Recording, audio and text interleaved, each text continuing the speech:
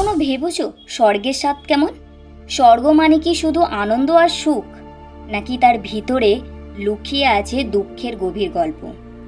আজকের এই গল্প আমরা খুঁজে বার করব স্বর্গ ঠিক কাকে বলে। লেখিকা মানু মাস্তা, যিনি জীবনের আবেগ আর রিয়ালিটিকে মিশিয়ে অসাধারণ সব কাহিনী রচনা করেন। চলো শুরু করা যায়।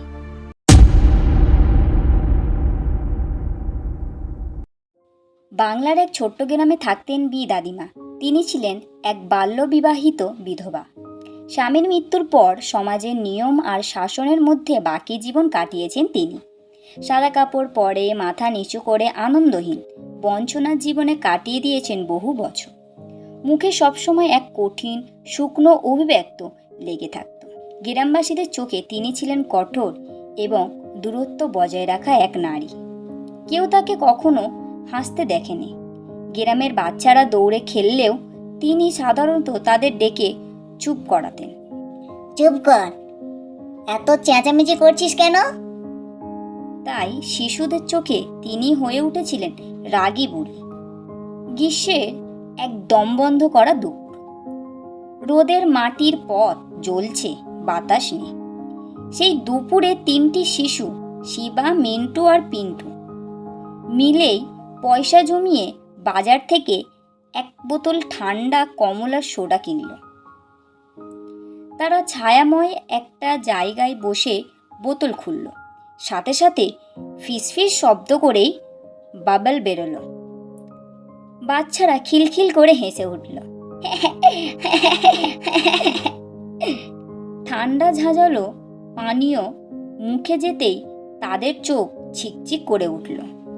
ঠিক তখনই রাস্তার পাশে বসে থাকা দাদিমার চোখে পড়ল সেই দৃশ্য। তিনি অবাক হয়ে তাকালেন। বাচ্চাদের হাসি, তাদের আনন্দ, আর সেই বোতলটার দিকে। তিনি জীবনে কোনোদিনই এমন পানীয় ছুঁয়েও দেখিনি।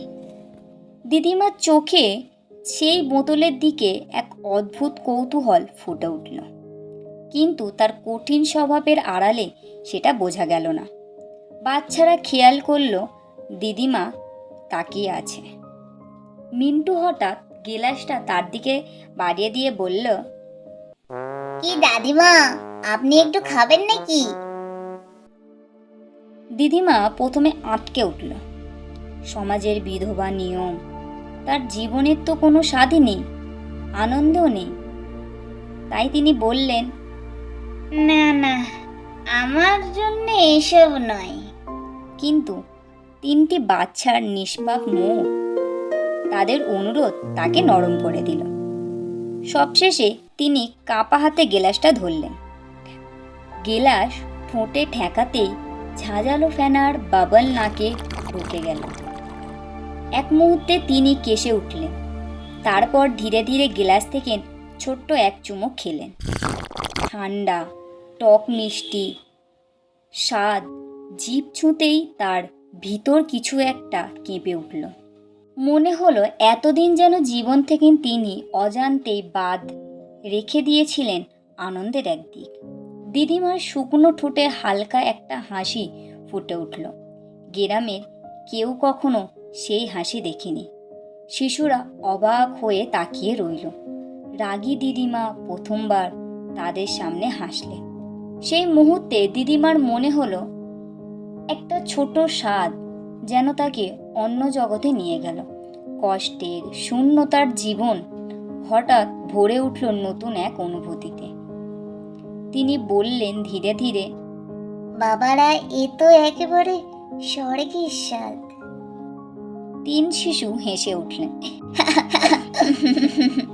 তাদের মনে হলো তারা যেন কোনো জাদু ঘটিয়েছে। গ্রামের মানুষ সেই দিন বিস্মিত হয়েছিলেন, কারণ সেই কঠিন রাগী দিদিমাকে প্রথমবার দেখা গেল হাসতে, বাচ্চাদের সাথে গল্প করতে।